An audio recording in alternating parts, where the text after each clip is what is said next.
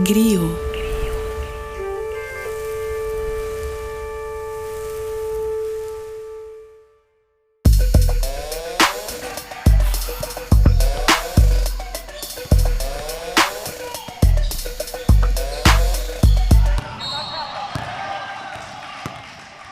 Olá, amantes do basquetebol, está no ar o podcast da B-Ballers e apresentando este programa, por que não, eu, Massali, o seu host, apresentador e mediador deste Roda Viva esportivo de baixo custo. E vocês conhecem quem vem comigo, ele, o grande, o inenarrável jornalista esportivo e dono do mundo, Davi Alves. Oi Massali, oi todo mundo que tá ouvindo, claro aqui num ritmo diferente, mas sempre consistente. Estamos aqui mais uma vez para falar de NBA, e é isso, e hoje com um convidado muito ilustre, e não poderia ser outro nosso primeiro convidado aqui do podcast, né? Jamais, o primeiro convidado deste programa só poderia, haveria e deveria de ser ele, o head coach, o CEO do Fórmula de Basca, Leonardo Nolasco, no Caldeirão! Pô, que maneiro, que maneiro. Uma boa noite, um bom dia, uma boa tarde, vai de onde tá ouvindo aí. Pro meu querido Massali, meu querido Davi, dois parceiros aí da Bola Laranja. E fico muito feliz em poder ser o primeiro convidado aqui do podcast da B-Ballers. Os dois primeiros episódios foram brabo. O terceiro vai ser também, o Massali, o Davi, garanto, e vai ser melhor ainda. Que honra minha, fico feliz, rapaziada. Não, com o Big Tree formado aqui, não tem a menor dúvida de que o episódio de hoje vai ser pra fechar todas as plataformas de streaming. Exato. E eu digo, neste programa falaremos sobre Tyrese Haliburton, o time do Orlando Magic e qual é realmente o teto para o time do Milwaukee Bucks. Mas antes disso eu quero lembrá-los, meus lindos, minhas lindas, que esse novo projeto está sendo lançado junto com a produtora Griot Podcasts, uma galera de Recife que tem feito muitos trabalhos no mundo dos podcasts desde 2019. Eles chegam para somar com a gente na produção e edição desse podcast. E você pode ajudar a manter esse trampo com apenas R$10 por mês, apoiando o financiamento coletivo da Griot. Você ajuda na manutenção do podcast da B-Ballers e de quebra ainda recebe conteúdo extra sobre o mundo dos podcasts. É só acessar apoia.c/Griot Podcasts e escolher a sua faixa de apoio a partir de R$10 por mês. O link está onde? Na descrição desse episódio. Chegar junto é muito importante para nós e vamos para o programa de hoje. Meus queridos, eu quero começar da seguinte maneira.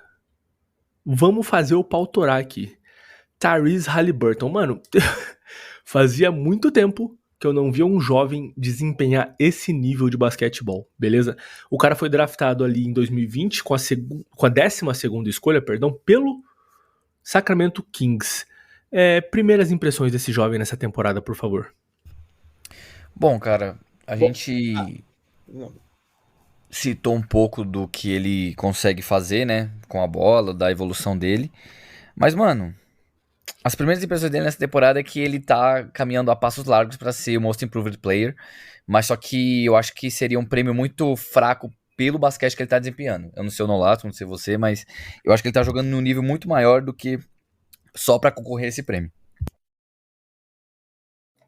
Cara, total. O Haliburton, ele além de ter sido um dos destaques do Indiana Pacers na temporada, ele é um cara que pontua e a gente tem aquela essência do point guard, que a gente já conhece do Chris Paul, que é aquele cara, o armador nato, com lindos passes, uma leitura de jogo impressionante. E agora, jogando pelo Indiana, o Massali, o Davi, ele tem números incríveis, que a gente pode destacar depois, mas eu vou querer só destacar um. Em toda a carreira, ele teve médias de 17,1 pontos, isso desde que ele foi draftado em 2020. Nessa temporada, ele tem 26,3. Nas assistências, 8,4, 12,3. E só, como o Davi falou ali, o prêmio de Most Improved Player para ele, talvez seja pouco ao que ele vem fazendo, mas essa do Improved, de ele ter uma grande evolução, ele tá tendo uma evolução incrível. E, Massali, digo mais, hein? Depois dessa temporada, ele se coloca na elite da armação da posição número 1 da NBA. E tenho dito, hein, Massali? Tenho dito. Eu gosto assim.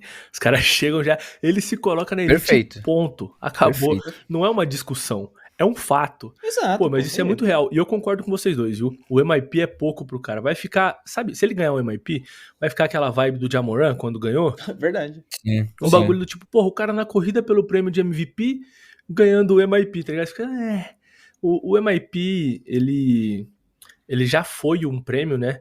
Que era o prêmio do maior comeback, o prêmio do maior retorno, né? Mas ele mudou para o jogador que mais evoluiu, porque alguns jogadores fizeram seus comebacks de casas de recuperação de drogas e coisas do tipo. Não sei se vocês estão ligados nessa história. Em algum outro programa, a gente pode trazer esse fato. É um programa de fatos curiosos, a gente pode fazer. Bom, mas eram uns caras que, porra, foi preso, voltou, e aí ganhou o prêmio de melhor comeback da NBA. Tipo, qual é, cara? Tipo assim, Tá aí, ó. ficou um bagulho bem bizarro. Então o MIP nasceu daí. Só que eu acho que talvez seja necessário mudar de novo o prêmio de MIP do jogador, né, do Most Improved Player, sei lá, pra o quê, mas pra tirar essa dualidade de que fica, de que um jogador de nível All-Star, de nível Elite da NBA, ganhe o MIP, tá ligado? Em sua primeira temporada como All-Star, por exemplo. Acho meio zoado. Não, E mas eu quero trazer aqui, tá o correto. Nolasco. Não, sim, é que ao pensar ou até, pô, pensando isso do que o Massali falou, é que o prêmio de MVP também já é muito, só que o MIP é pouco. E um prêmio no meio termo ali, tá ligado? Que daí a gente pode pensar, o All-American, tá ligado? Não sei, mano, mas seria maneiro reto, também, talvez pô, seja a solução ali. Pô. Isso a gente começa a perceber mais, não só pela questão da evolução, porque se a gente leva no âmago do prêmio, ele realmente é o favorito, mas quando a gente olha pelo que ele tá fazendo, cara, a gente não consegue citar três, quiçá dois armadores que conseguem ser tão efetivos e produtivos quanto ele tá sendo essa temporada, cara. Tipo assim, ele tá se colocando num nível de orquestrar um ataque, não só em eficiência, mas como em armação, como em volume de arremesso, escolha de arremesso também, porque ele é um cara muito inteligente. Cara, quiçá dois armadores são talvez melhores do que ele hoje. E olhe lá, tá? E olhe lá, cara. E olhe lá mesmo. Porque o Nolasco trouxe aqui que ele tem 26,3 pontos de média nessa temporada. E ele tem esse número, essa média, com 52,1% de aproveitamento. Tá maluco. E o cara tem esse aproveitamento com quase 18 arremessos tentados por partida, mano. Nossa. Vocês têm noção, velho? Bom, isso é inacreditável. É muita coisa, mano. E ele não é um jogador que fica muito perto da cesta, né? Exato. Sim, sim. É bizarro, cara, porque quando eu me deparei com a eficiência dele nessa temporada, eu falei, que isso, não pode estar certo isso aqui. E eu procurei, tipo, fui no site da NBA, fui pro Basketball Reference, falei, não, é isso mesmo. Eu falei, meu Deus, mano.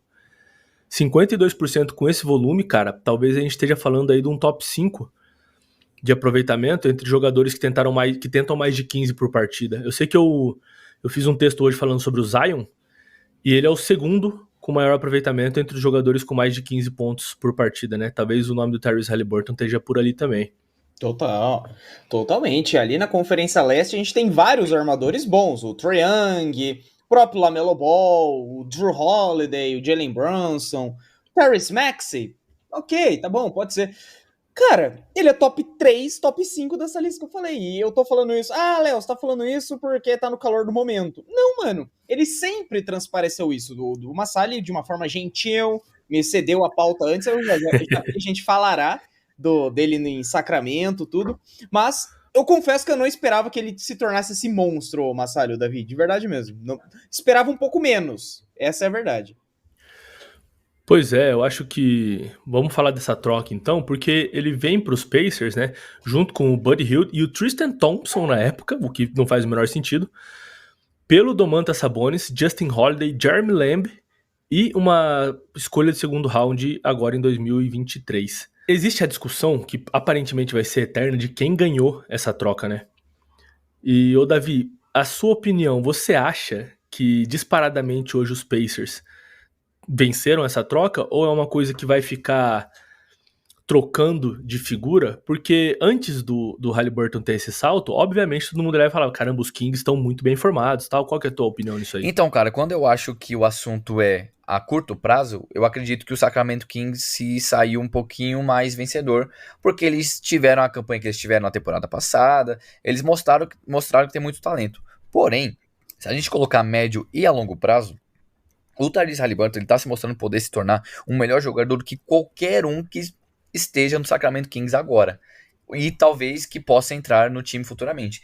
Então eu acho que o Indiana Pacers, ele acabou não tendo a sorte, entre aspas, mas acabou caindo no seu colo um jogador que pode ser geracional para o Indiana Pacers, sabe?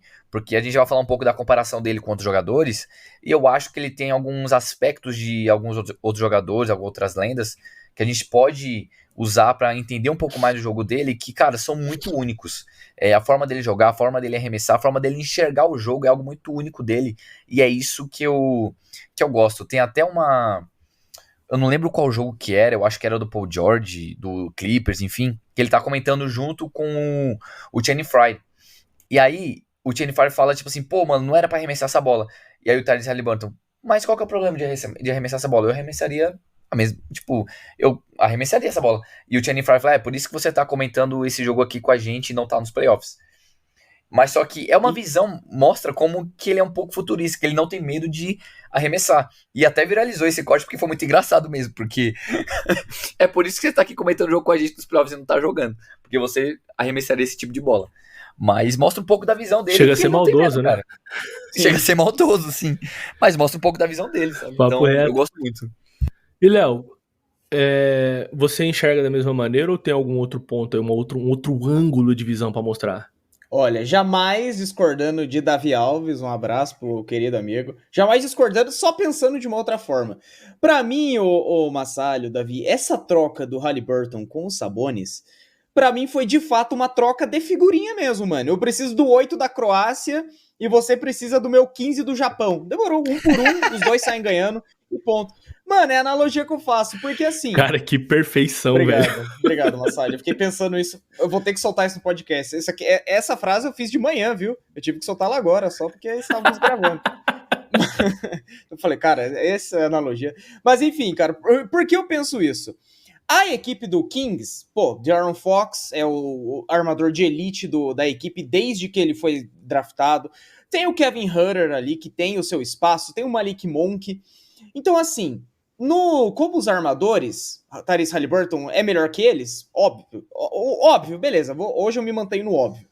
Só que assim, dentro do garrafão, eles não tinham a presença que era necessária. Beleza, pô, e o Sabonão? Vem pra cá, o nosso querido Haliburton vai ir pra Indiana. Quem era armador em Indiana? Não tinha. Então, foram posições que foram supridas pela ausência de um armador, de um pivô. Trocaram, então um time ganhou o pivô de elite, o outro armador de elite que era necessário. Então, pra mim, foi uma das melhores trocas da NBA, tendo em vista para os atletas, para as equipes, mas de verdade mesmo. Ah, Léo, você tá em cima do muro. Mano, eu não sei quem saiu ganhando, porque pra mim é saldo igual pros dois. Eu volto à analogia da figurinha. Os dois pegaram o que era necessário, um ajudou o outro e fé. Então, volto a repetir, Massalho, uma das melhores trocas da NBA nos últimos anos, com toda certeza.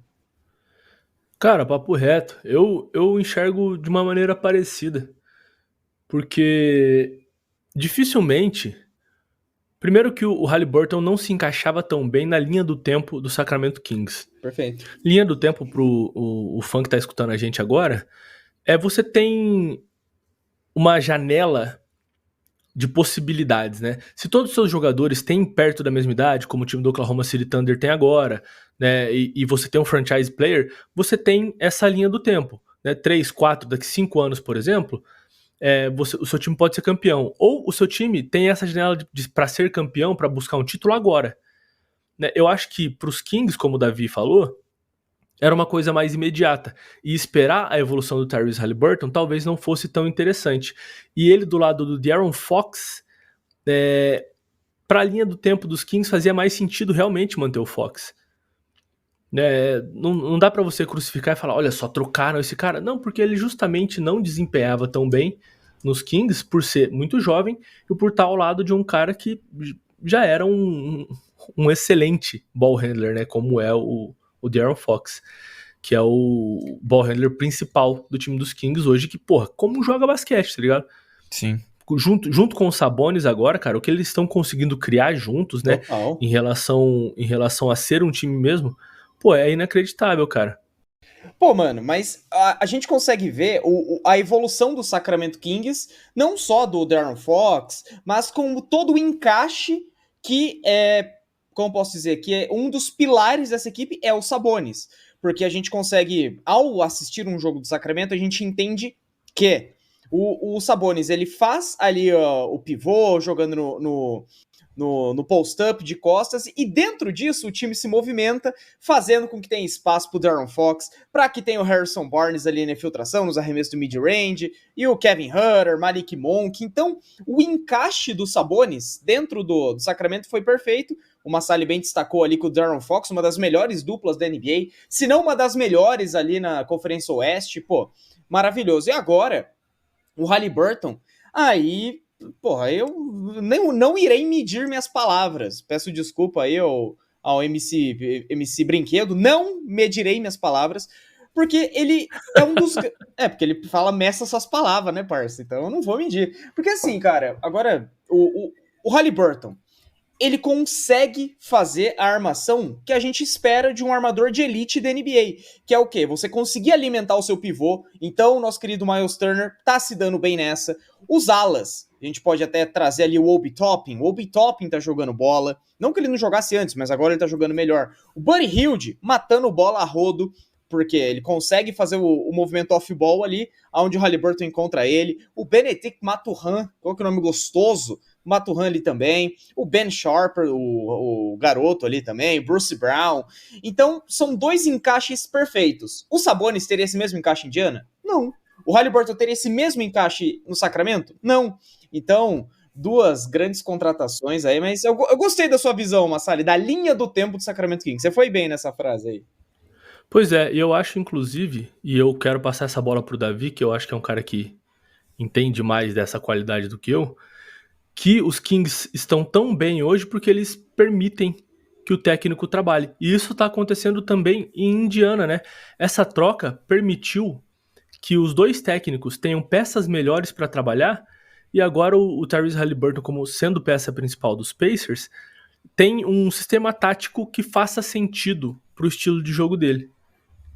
E quando a gente olha para os técnicos do Sacramento e para o do Indiana Pacers, são técnicos com linhas diferentes, né?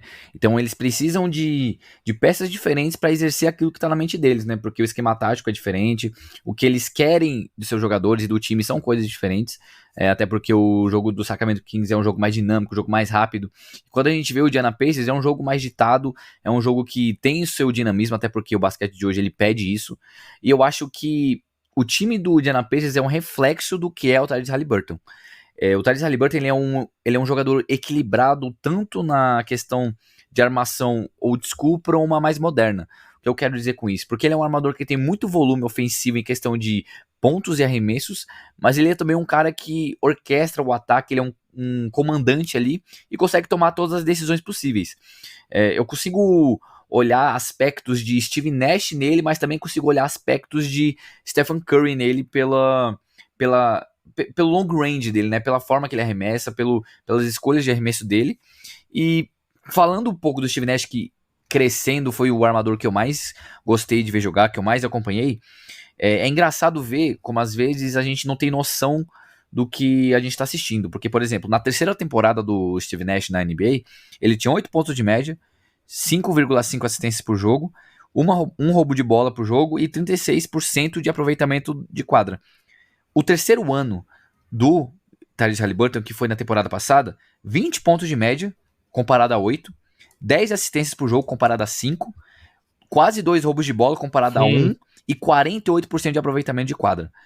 Então, a gente às vezes não tem noção do que a gente está assistindo. Tem jogadores que demoram mais a engrenar, como foi o caso do Steve Nash no começo da carreira. E o Tyrese Haliburton, ele tá chegando em um nível de produtividade que assusta. Para um armador, assusta, porque ele é a combinação de duas coisas que um armador hoje precisa ter. E eu tenho uma stat aberta aqui que é: entre todos os jogadores com mais de 7 bolas dos 3 tentadas por jogo, ou seja, a galera que arremessa de fato, com mais de 7 bolas dos 3 tentadas por jogo, ele tem o melhor aproveitamento, com 44,3% de aproveitamento da linha dos 3 pontos. E ele tenta 8,8 bolas por 3 pontos. Vamos colocar 9 bolas dos 3 por jogo, com 44% de aproveitamento. É muita coisa, mano. É muita coisa. É muita coisa. E o Davi trouxe essa comparação, desculpa te cortar. Imagina, pô. E eu queria seguir aqui no intuito de com quais outros jogadores a gente pode comparar Tyrese Haliburton? Porque a gente comentou no último episódio, inclusive, né, que o último jogador que eu lembrava de ter esse volume de pontos e esse volume de assistências, ou perto disso, talvez fosse o Chris Paul de 2008, 2009. Ele tinha 22,8 pontos por partida, 5,5 rebotes e 11 assistências de média. Né? O Tyrese Haliburton tem 26,3 pontos contra os 22,8 do Chris Paul e 12,3 assistências contra as 11 do Chris Paul. Obviamente, o pace do jogo é outro, né? Mas é uma comparação que dá para ser feita aqui tranquilamente. Agora, a gente tá falando de um novo Chris Paul esticado alto e que mata a bola dos três? Gostei, hein? Gostei da comparação e de fato, né? De fato, essas skills do jogo o Haliburton tem. E cara, assim, a gente tem que traçar um paralelo de que a gente tá tratando de uma NBA de 2023 hoje, né? Que é o quê? O armador vai ter que ser enorme, que é o caso do Haliburton, vai ter que ser um cara grande, óbvio. Ah, Léo, mas tem as exceções, tem o Tyrese Maxey que é menor, Trae Young, ok, sim, mas falando da build ideal para um armador da NBA hoje, a gente pensa no próprio Haliburton. E além de tudo isso que ele vem fazendo de matar a bola, ser o distribuidor ali, mas trazer um comparativo. Posso trazer do NBB, ou Massali? Ele é usado. Ele gosta do caos. Venha. Lucas Lacerda do Mogi Basquete, um abraço pro Mogi Basquete aí. Eu só queria citar aqui o maior de todos. Mas, brincadeiras à parte aqui. Pô, mano, eu vou falar um absurdo aqui, mas vocês lembram do Monta Ellis? Brabo. Lembro. Pô, claro, a única diferença é que o Monta Ellis de 2010 ali do Warriors, ele era o cara que não ia pra tanta bola pra três, diferente do Haliburton, mas ele ia pra dunk, ia pras infiltrações a lá Kyrie Irving, basicamente ali. Mas eu gosto de trazer esse paralelo ali, agora falando de maluco, né? O Monta Ellis, ele é um cara que eu sempre gostei por ser esse armador ofensivo, bastante agressivo, a cesta, com boa distribuição de jogo ali. Mas o Massali foi perfeito no Chris Paul maior ali. Mas claro, nas devidas proporções ali, eu acho que é um encaixe bom também, Massali.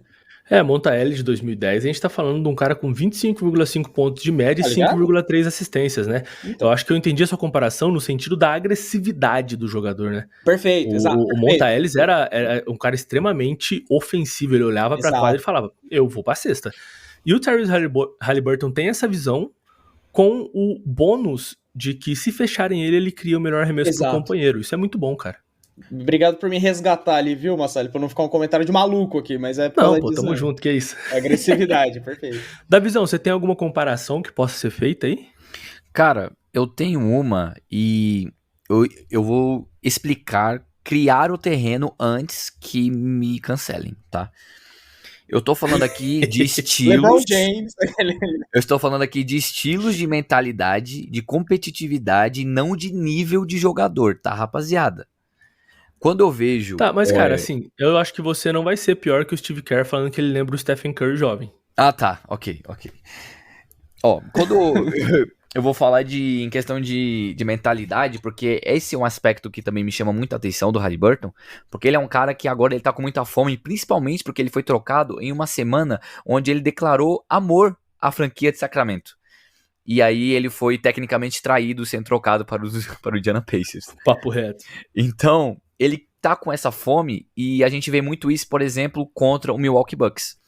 Que ele fez a cesta da vitória, olhou pro pulso e falou, you know what time it is, tá ligado? Fazendo alusão e provocando o Damian Lillard em comparação ao Dame Time. E quando você vê ele gritando pra torcida... Rally Time. E chamando a torcida, cara, isso me lembra muito, muito Magic Johnson. Desculpa. O instinto de competitividade do Magic Johnson era muito apurado e ele tinha muitas provocações assim, cara, que eram muito boas e me lembra muito a competitividade do Tyrese Haliburton nesse sentido de você ser sagaz, de você, cara, ir pra cima e não ter medo. Então, eu vejo muito disso na mentalidade do Haliburton. Não tô falando de nível de jogador novamente, mas de mentalidade. E eu achando que o Nolasco tinha sido ousado aqui, hein? Estamos entre os ousados. Eu acho que essa é a deixa perfeita pra eu fazer um corte e postar isso no YouTube. Não, mentira. Eu acho que essa é a deixa perfeita pra eu engatar o próximo assunto, que é Orlando Magic. Já que você falou de Magic Johnson, quero trazer aqui Orlando Magic, nosso segundo assunto da pauta, que, cara, se existe uma surpresa nessa temporada, além das que a gente já trouxe aqui, né, o Minnesota Timberwolves, o Oklahoma City Thunder, que nem é tão surpresa, porque tá se construindo, mas Orlando Magic como segundo no leste, à frente de Bucks e 76ers. Quem esperava isso ou é o J.R. Smith, né, que cravou Miami Heat na final com os Lakers na bolha, ou ou é fanático, né, o famoso fã fanático do Orlando Magic. O que mudou da última temporada para essa, na visão de vocês, nesse time do Orlando Magic, para que eles estejam com essa campanha de agora, como segundo time na Conferência Leste? Cara, eu parto pelo princípio que é a evolução dos garotos da Disney ali. Ah, Léo, mas isso é meio óbvio. Sim, mas é assim, os aspectos que fazem do Paulo Banchero ser o franchise player da equipe tá se colocando como realidade nesse 2024, 2023, 2024, melhor dizendo. E além disso, ele é o franchise player, e isso é totalmente entendível, mas tem o Franz Wagner, pô, jogando muita bola, 20,6 pontos de média, quase a mesma pontuação de média do Paulo Banchero. O Cole Anthony, mais de 10 pontos de média. O Mo Wagner, irmão do Franz, também mais de 10. O Jalen Suggs, também mais de 10. O Wendell Carter, não. O Markelle Fultz, mais de 10 também. O Wendell Carter, indo para 9,4. Então assim, ô Massali, 7 jogadores praticamente com 10 pontos de média ali. O Wendell Carter eu arredondo para 10 ali para fazer sentido o que eu tô falando, né? Então assim, porque daí eu não saio como maluco. Então a gente para pensar, meus queridos. 5 jogadores é o elenco titular de um time, até porque a regra do basquete só permite 5 em quadra. De 5, 7 tem mais de 10 pontos de média. Então, o que eu trago a sua pergunta aqui, do sucesso do Orlando, que foi diferente do ano passado? O Paulo Banchero, ele está estabelecido como franchise player, indiscutivelmente, pode falar o que quiser. Ah, mas eu não gosto do Paulo Banchero. O problema é seu. Ele é o franchise player de Orlando. Porque a pessoa pode dar a opinião dela, mas os números refletem isso. E além de tudo, o time conseguindo jogar de uma forma coesa, o time todo mundo se ajudando, todo mundo pontuando. Então o Jamal Mosley, o técnico do Orlando ali, conseguiu dar cara para os garotos de Orlando. E além de tudo, hein, ô Massalha e o Davi, é um time gostoso de assistir, hein? É um time maneiro de assistir, um time divertido. Tô gostando também. Pô, e isso é raro, né? De encontrar na NBA, um time que é gostoso de assistir em seus estágios de formação, né? Em seus estágios de evolução. Exato. Normalmente, quando os times estão nesse ponto, é uma desgraça de assistir, com perdão da palavra, é terrível, entende? Como foi o Houston Rockets na temporada passada, por exemplo, era penoso assistir o Houston Rockets jogando. Aí chegou ali um Fred VanVleet, os caras, o Alperen Sengun teve uma evolução, absurda, né, em relação ao QI de basquete até. Mas, enfim, o que eu quero dizer é achar um time que tá desempenhando assim, em seus estágios de formação, e que desempenha um basquete gostoso de assistir, cara, é inacreditavelmente prazeroso para aquele fã nerd de NBA que não perde um jogo, tá ligado? E, Davizão, você acha que mais coisas além do que o Nolasco pincelou aqui, né, tal qual Da Vinci, tal qual os maiores pintores da história, tal qual o maluco do Van Gogh, Romero maluco Brito, assim, talvez seja... Bom, Romero Brito, tal qual o nosso Obrigado. Romero Brito da NBA. Você tem algo a mais a adicionar ou um outro ponto de vista? Cara, eu tenho um ponto de vista na questão do técnico, né? A gente tem aí o Jamal Mosley treinando esse time muito jovem, a gente sabe que o executivo investiu muito nesse time, são escolhas altas de draft. Duas coisas. Primeiro, só o Joe Ingles é maior de 30 anos nesse time. Isso já é absurdo. Segundo, por que eu quero olhar um pouco mais na visão do técnico? Porque você administrar jogadores tão crus, porque sim, são jogadores jovens e eles ainda não estão lapidados o suficiente para chegar no próximo nível, até porque essa é a primeira temporada que a gente está falando positivamente do Orlando Magic em muito tempo. Então, você ter essa maturidade, essa sabedoria para administrar tantos jovens, cara, isso tem que ser levado em conta. Da mesma forma que é do OKC, cara, que já é um trabalho de mais tempo, mas também são jogadores muito jovens. Então, você ter essa sensibilidade de você lidar com o ego, porque a gente trata muito da questão técnica, né? Mas eu gosto também de trazer esse lado mais humano dos jogadores, o mais humano do time de basquete, que é você lidar com o ego, que é você lidar com expectativas, que é você lidar com hype. Hoje, eles estão animados, mas eles têm que colocar o pé no chão e entender que eles ainda têm um longo caminho pela frente, e você ter Perfeito. essa sensibilidade, essa maneira de lidar com os jogadores é muito importante. Eu acho que, por enquanto, é um recorte muito pequeno pra gente avaliar como que o técnico, como que o Mosley tá lidando com isso e como os jogadores estão lidando com isso, porém, a projeção é boa. Então, é um time que é muito legal de ver jogar, que não o Lasco falou, mas eu gosto de trazer esse aspecto um pouco mais humano, porque são jogadores jovens que estão vivendo o melhor momento da carreira deles. Nesse momento, a gente tá vendo vários jogadores vivendo o melhor momento da sua carreira, e por isso é muito legal de ver a felicidade que eles têm de jogar.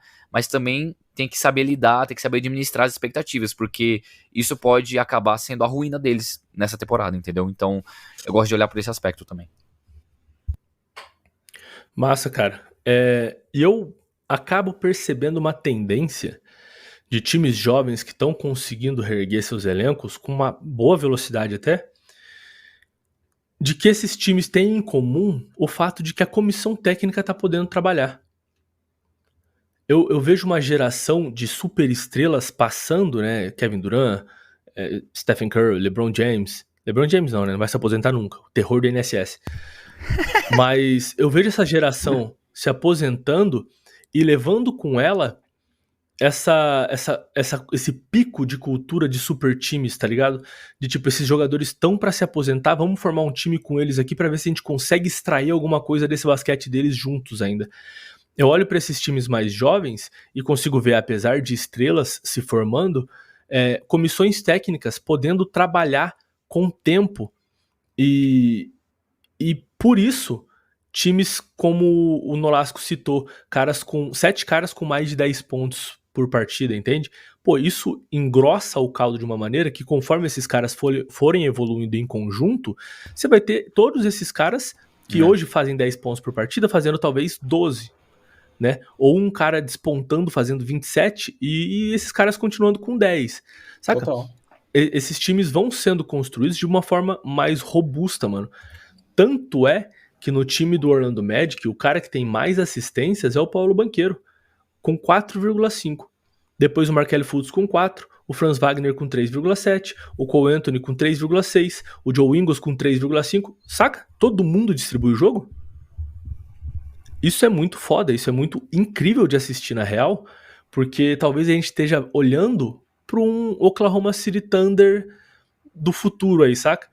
Um time que tá nos seus estágios de formação e que, com o despontar de uma estrela aí, que no caso do OKC é o Shai Gilgeous-Alexander, no caso aí vai ser o Paulo Banchero, muito provavelmente, e com o despontar dessa estrela, esse time se torna um time competitivo, que todo mundo vai olhar e falar, ué, como que o Magic chegou aqui? Sabe? Como que o Magic tá nos playoffs?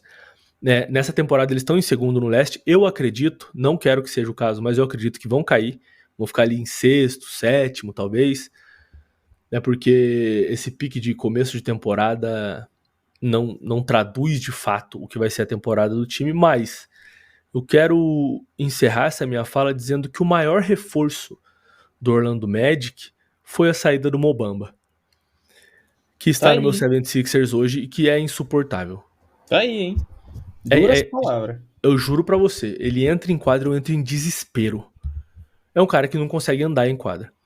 Mas passado esse ódio, essa necessidade de externalizar esse ódio, eu quero perguntar pra vocês sobre esse despontar do Paulo Banchero. Vocês acham que hoje ele é um cara que tem o reconhecimento que merece na liga, entre tantos jovens aparecendo e tal, ou ele é um tanto subestimado? Ou isso só acontece, essa impressão, porque eu tenho essa impressão de que ele é subestimado, essa impressão só acontece porque ele tá em Orlando, se tivesse em outra franquia, saca? Qual que é a tua opinião aí, Davi, pra puxar esse bonde? Então, cara, eu acho que é muito por causa dele estar em Orlando. mas eu também acredito que é porque a gente, nesses últimos 3, 4 anos, tivemos muitos calouros estrelas chegando. A gente teve o Jamoran, a gente teve o Zion, agora a gente tá tendo o Ibanyama, tá sendo o Chet. E todos esses jogadores que eu falei são mais midiáticos do que o banqueiro, sabe? Todos esses jogadores, eles tiveram um pouco mais de highlights, assim, tanto dentro quanto fora da quadra. E eu acho que a questão dele estar em Orlando também é algo a se olhar. E Orlando é um ótimo mercado para os Estados Unidos, porém, quando a gente olha para a franquia, que é muito jovem, né, nasceu ali em 91, 92, se eu não me engano, tanto que o Shaq, ele chegou lá, era a primeira temporada da franquia, enfim. A gente tem como posso dizer, um exemplo disso com o Dwight Howard na época que ele estava no Orlando Magic. Era uma equipe, obviamente, jovem, mas ele era a peça central, ele era um dos melhores jogadores da NBA, o melhor pivô de longe da NBA ali durante 3, 4 anos, e por muitos deveria ter ganho pelo menos um MVP ali, né? Ganhou 3 prêmios de defensor do ano seguidos. Então, e muita gente ainda tinha algumas dúvidas sobre ele. Claro que depois a carreira dele se desenrolou de uma forma não muito legal, mesmo ele sendo campeão, enfim. Porém, eles jogarem em Orlando, falando agora do banqueiro, eu acho que pode tirar um pouco assim do brilho, cara. Principalmente porque hoje a gente tem muitos jogadores jovens que estão se destacando mais dentro e fora de quadra. Mas se a gente olhar pelo bruto, pela produção, pela evolução, ele com certeza tá ali entre os primeiros. E o que você acha, Léo? Você acha que talvez possa ser positivo também eles não terem toda essa atenção para poder trabalhar na sombra ali, né? Ninguém dá nada e eles chegarem. Igual eles estão agora, como segundo no leste. Sim. Cara, o Orlando Magic ali, só um adendo aqui, ele vai vir para 2 vitórias, né? No dia 15 e dia 17, 2 jogos contra o Boston Celtics, então o Orlando vence, a gente já sabe isso. Então, é um time que... Porque é impressionante, toda vez que o Boston joga com o Orlando acaba levando ali. Mas é um time que ele tá sabendo se colocar em quadra em situações contra times, entre aspas, grandes. O próprio Boston teve uma vitória gigante sobre o Boston, uma vitória gigante sobre o Denver Nuggets, uma vitória surreal sobre o Milwaukee Bucks, venceu também o Lakers, venceu o Clippers. Então é um time que venceu o Cavaliers também, que são times que a gente pensa ser mais fortes ali no quesito nome. Então o Jamal Mosley vem fazendo um bom trabalho ali. Pô, o Davi, na fala anterior dele, ele foi perfeito no que ele trouxe ali dos garotos manterem o pé no chão, porque eles só estão dando os passos que são necessários. Eles ainda não chegaram no ápice. Então, para que chegue no ápice, esses passes têm que serem dados com calma, com clareza, com foco, mas o que esse time vai ter que fazer para se manter assim durante toda a temporada? Óbvio, a gente está falando de um recorte do dia agora, no dia 13 de dezembro, onde a gente está gravando. O recorte é nesse espaço-tempo. Mas, para que a gente tenha, pensando em 82 jogos, a gente teve 23 até o momento, para que a gente pense em 82 jogos, é fazer com que esse trabalho coletivo siga sendo e siga tendo esse volume positivo, sendo nos pontos, sendo na distribuição, que todos os atletas pontuem, todos os atletas joguem bem e que os caras vindo do banco continuem ainda mantendo os bons números, que é o caso do Gary Harris, do Goga Bitadze. Esse cara tem um sério problema de dicção em falar o nome dele, então peço perdão ao Goga enfim, desse rapaz aí. Nosso querido Joe Ingles, o Anthony Black, o moleque vindo desse draft. Então são bons nomes, só que também acredito que não terá. Eu vou ali da linha do Massalho. Acho que pode pegar um playoff. Eu acho que pode. Não, o time está se mostrando competente a isso. Mas ficar em segundo, mando de quadra, pô, seria um sonho para a equipe do Orlando Magic. Mas essa constância, vamos ver se segura até o final ali. Mas ao que estão apresentando nesse espaço-tempo, para mim tá sendo lindo, Massalho. Pô, e honestamente é o que eu quero que aconteça. Total. Total. Se esse Magic pega um mando de quadra, puta merda, cara. Que emoção, tá ligado? Tem uma temporada assim, tipo, o OKC no Oeste, o Orlando Magic no Leste. E Juventude torando, os caras fazendo Total, tornado, os meninos da vila dentro de quadra correndo e ninguém acompanhando. É Exato, tudo que eu quero. exato. Mas Total. eu também boto essa fé de que vão ter uma queda aí. Eu quero fazer uma breve transição de pauta pra gente poder falar um pouco de um outro grande ali, né? Já falamos de Orlando, que é um gigante do leste. Falaremos agora sobre Milwaukee Bucks e já que a gente disse sobre o Orlando Magic, onde é que chega nessa temporada, classifica para os playoffs, para os Bucks, qual que é esse teto? Né, porque a gente adiciona a Damian Lillard ao time, primeiros jogos meio ruins ali, se encaixou depois, aí vem uma Sim. eliminação na Copa NBA, né? Como que vocês estão enxergando isso? Como que você vê isso, Davi? E de que forma você acha que, por exemplo, a mudança de técnico vai impactar nesse teto dos Bucks na temporada? Cara, como vocês já são meus colegas, assim, tecnicamente de trabalho já há bastante tempo, vocês sabem qual o meu apreço por times defensivos, por defesa, por esquemas táticos de defesa, por jogadores que têm uma boa defesa. E eu acho que essa é a maior transição do Milwaukee Bucks, do Budenholzer para esse novo Milwaukee Bucks. Por quê? É claro, eles perderam ali o Drew Holiday e adicionaram o Damian Lillard, que para o ataque é um boost inacreditável. Porém, eu não acredito que eles possam ganhar da mesma forma nesse ano. Eu acho que o teto deles é realmente o título, porém eu tenho dúvida se é nessa temporada ou se é na próxima. Porque eles ainda estão numa temporada de adaptação, eles ainda precisam se acostumar com o novo estilo defensivo. Antigamente eles tinham uma defesa muito mais equilibrada ali no perímetro, com a proteção do garrafão, e hoje o Yannis ele tá exercendo um papel muito mais versátil e importante, defensivamente falando, do que ele tinha, e isso está sendo pouco falado. A gente vai comentar um pouco sobre como ele está de novo sendo pouco falado pelo que ele está fazendo, mas eu acho que o teto é realmente o título, porém eu tenho dúvida se é nessa temporada ou na próxima, exatamente por essa transição de esquemas, principalmente defensivos. Caramba, Sabe aí você muito. trouxe. Aí você trouxe, hein? Porque o teto é o título, mas não sei se nessa temporada ou na próxima. Eu fiquei, pô, tal qual um espelho refletindo. Exato. Que coisa. Mas passar a bola pra você, Nolasco. Adrian Griffin como novo técnico do Milwaukee Bucks, a gente conhece um pouco do trabalho dele de outras equipes já e da forma dele de trabalhar o ataque. Mas eu acho que talvez essa seja a primeira vez que eu tô vendo a forma do Adrian Griffin trabalhar a defesa, porque no Atlanta Hawks ele tinha que esconder uma fragilidade muito grande defensiva, que era o Trae Young, né? Eu não sei se ele podia de fato colocar um cara no melhor homem da bola, porque ele tinha justamente essa fragilidade. Essa fragilidade ainda existe com o Damian Lillard, que é um cara que até se esforça pra defender, mas ele tem 1,88, então, pô, desculpa, vai fazer o quê, né, velho? O cara de 1,88 ali, uns 85 quilos, pô, não tem muito o que fazer. Mas você espera que o teto dos Bucks seja qual? Olha, cara, pra essa temporada, eu faço das palavras do Davi a minha. Pô, ele mandou muito nessa. Porque, assim, a equipe do Milwaukee Bucks perdeu duas peças que, pra jogar, pra defender no perímetro, eram incríveis, que é o caso do Drew Holiday e o Grayson Allen. Baita defensores, tudo. Com as movimentações de off-season, acabou chegando o Damian Lillard, um dos grandes jogadores ofensivos ali, já destacado pelo Davi, então não vou bater nessa tecla novamente, mas o time precisa ter esse armador, ou ter alguém que seja o backup dele defensivo. Pô, um Caruso Show, alô Caruso, chegar lá em Wisconsin, pô, ia ser maneiro. Enfim, alguém que consiga Belo nome, tá? jogar do ladinho. Gostou, Davi? Meu trabalho de Pô, GM? também fiquei pensando agora, pô.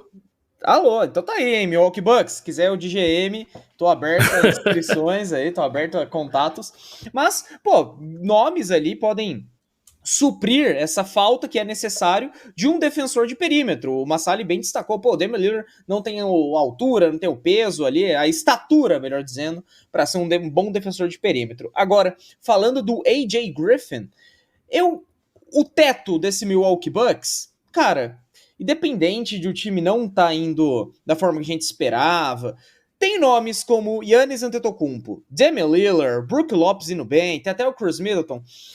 Eu não consigo não pensar em nada a não ser título. É o teto. A gente pensa no auge do time, aonde o time pode chegar. Tem Lillard, tem Giannis, um time já um time já forte, um time já experiente em playoff, um time já campeão. Eu vejo campeão. Isso é a maneira com que eu enxergo. Mas claro, caiu na primeira rodada pro Knicks.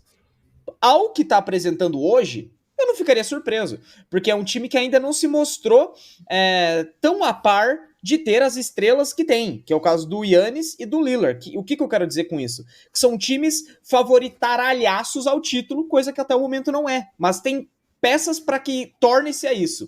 Mas o trabalho do AJ Griffin é um trabalho um pouco diferente do Mike Budenholzer, que era o técnico anterior.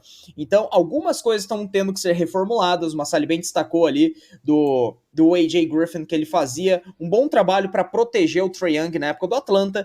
Ele vai tentar fazer isso com o Damian Lillard agora. Vamos ver. E aí a gente volta naquela máxima, né, Davi, né, Massali? A gente tá falando do recorte de hoje. Pode ser que daqui a 3 jogos, aqui uma semana, o Milwaukee Bucks, nossa, vira explosivo, ganha todo mundo, nossa senhora.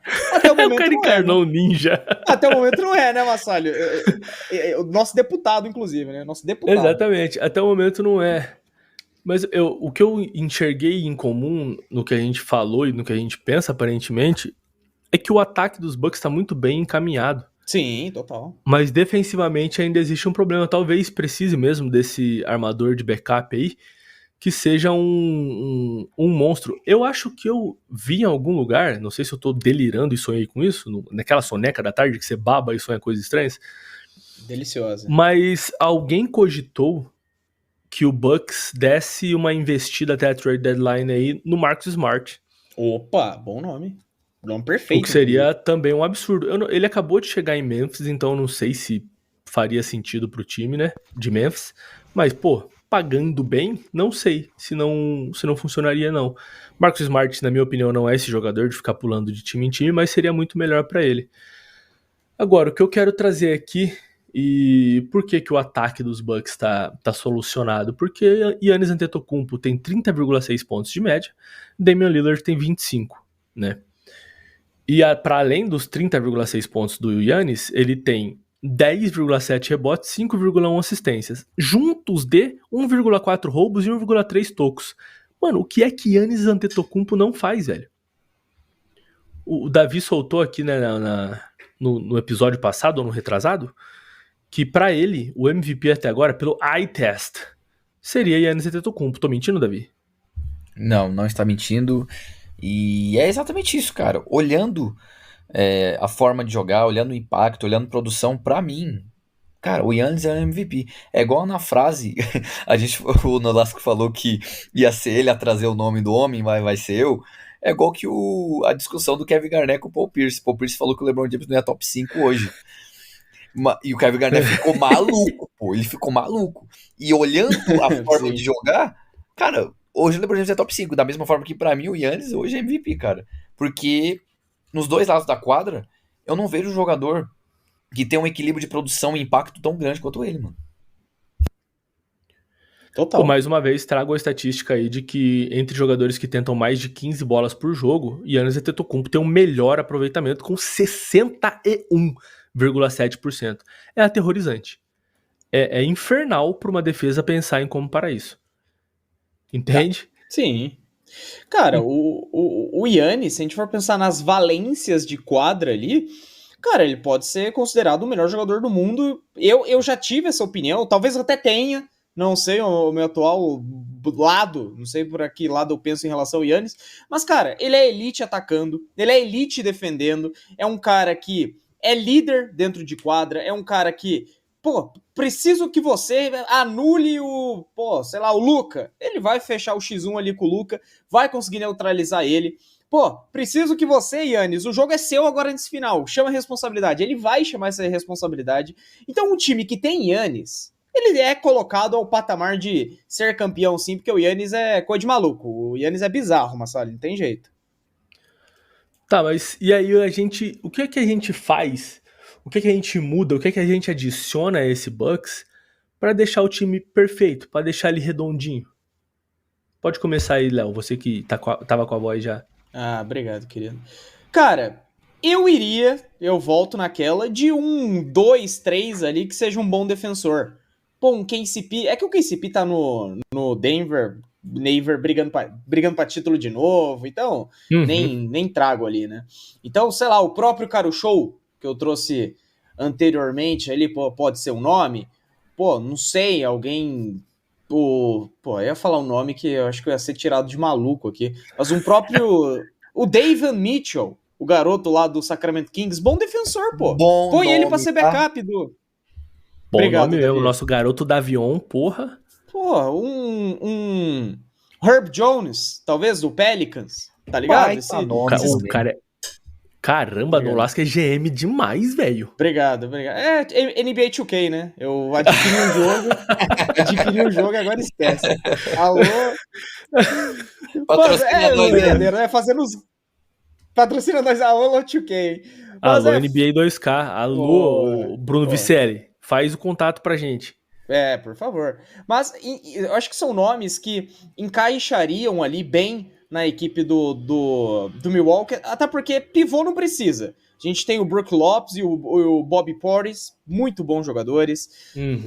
Pô, usa como moeda ali um próprio Malik Beasley, um Pat Connaughton. Pat Connaughton pode até ser esse cara, mas eu não sei se ele seria para a efetividade que o Milwaukee precisa. Mas acho que Herb Jones, o Davion Mitchell, esses nomes aí, eu acho que cairia bem nesse Milwaukee Bucks, mantendo essa opinião que a gente está discutindo em relação, né, a um backup ali na armação.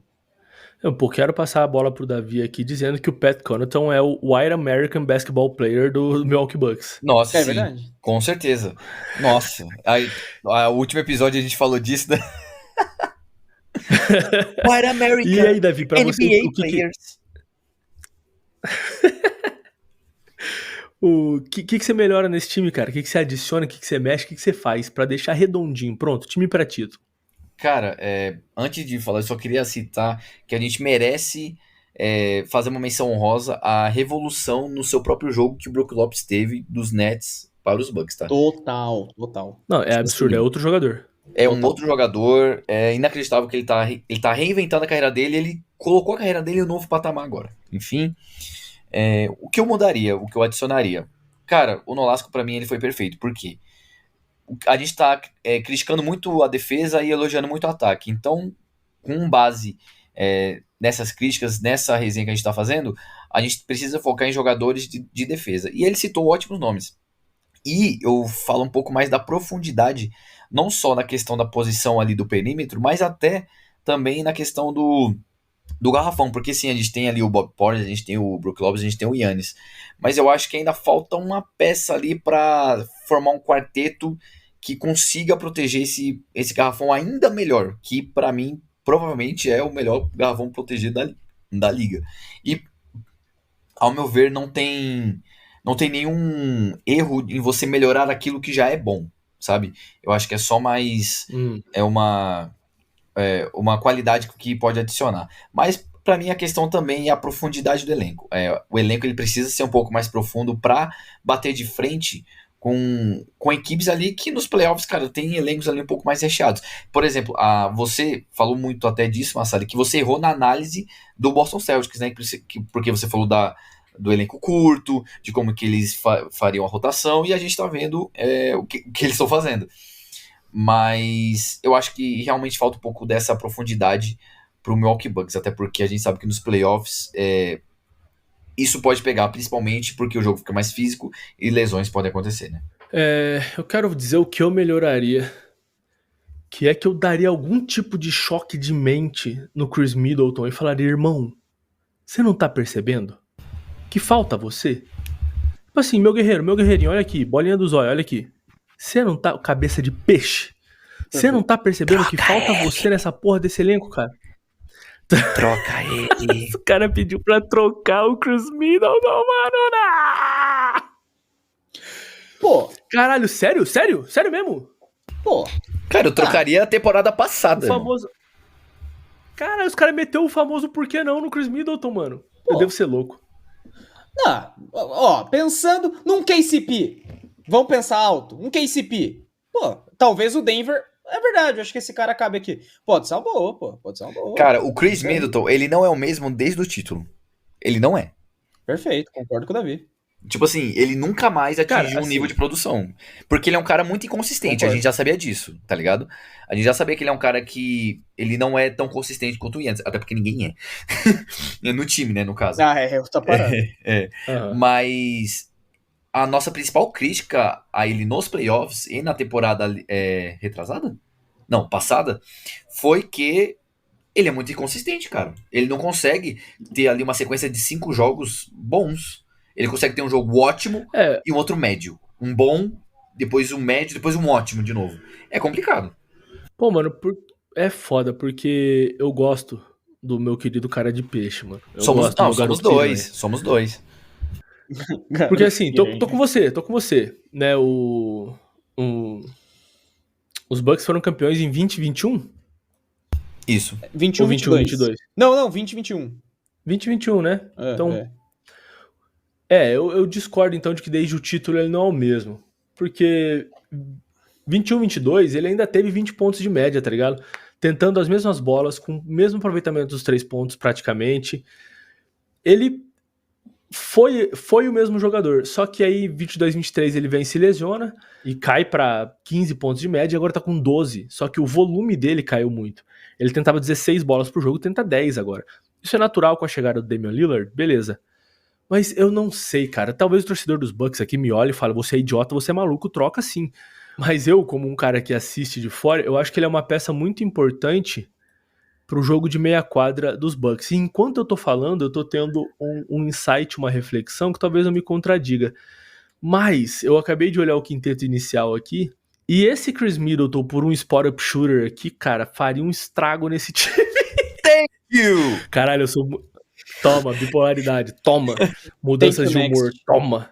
Tem que o next. Cara, uma voz falou na minha cabeça, tipo, mano, e se colocar um cara diferenciado aí? Cara, um JJ Redick no Klay auge aí faria absurdos.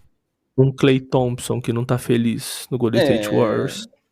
E hoje acabou de recusar uma oferta de renovação, hein? Vai estar free agent. E assim, o Klay tá mal. O Klay tá mal porque o time tá ruim e ele não tá recebendo a bag dele, não tá recebendo a grana. Exato. Eu acredito que num time com Brook Lopes, que é um pivô espaçador, Damian Lillard e Giannis Antetokounmpo, que são os jogadores de corta-luz, ele não precisa ser a segunda opção, ele não precisa ser talvez nem a terceira. Ele pode vir pra chutar 5 bolas dos 3 por jogo, ter um aproveitamento alto nisso e, pô, ser uma peça importante. Ser, pô, com todo respeito ao Klay Thompson, um Danny Green no título, entendeu? Sim. Cara, Pô. outro nome que eu acho que a gente pode até pensar aqui de maluco, tá encostado no Atlético de Madrid. Não, zoeira, não vou falar do... zoeira. Mas não, eu tenho o nome mesmo, mas não era isso não. É que eu falei tá encostado e já soltei a piada. Cara, no Detroit Pistons, o Bogdanovic, pô. Bogdanovic. Nossa, cara. Encostado lá nos Pistons. Pô, dá um... É que eu vou usar toda vez o Beasley, peço perdão ao amigo Beasley ali. Mas, pô, dá o Beasley sei lá, um Jay Crowder junto pra fazer volume. É que o Jay Crowder eu acho bonito. Eu não trocaria ele. Ele é lindo, puta absurdo. O Jay Crowder... Tá bom, tá. A gente tá falando de basquete aqui. Então, beleza. O Jay Crowder e o nosso querido... Quem eu falei, pô? O Beasley. Jay Crowder, o Beasley pelo Bogdanovic. Parado lá em Detroit. Pô, cairia com uma luva nesse time. Tá maluco. Seria lindo, tá? Spot-up shooter, né? Parado Seria na linha dos lindo, 3, pô. arremessando, e é isso. Porque não precisa de mais ninguém, não precisa de um slasher nesse time.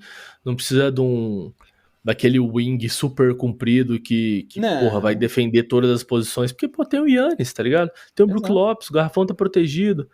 Enfim, o torcedor dos Bucks que assiste avidamente os Bucks pode discordar da gente em detalhes mais, né, minuciosos, mas acredito que, num geral, seja isso. Vamos esperar, né? A trade deadline, a famosa...